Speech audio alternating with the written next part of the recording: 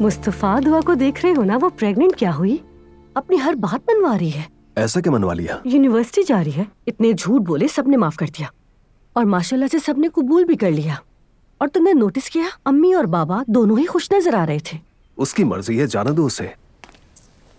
कैसे हो तुम मुस्तफा? उफ, तुमसे तो बात करना ही फजूल है।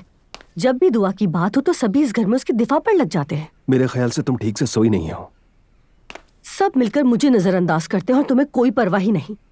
यार, मैं इतनी परेशान हूँ। तुम मेरे शौहर हो।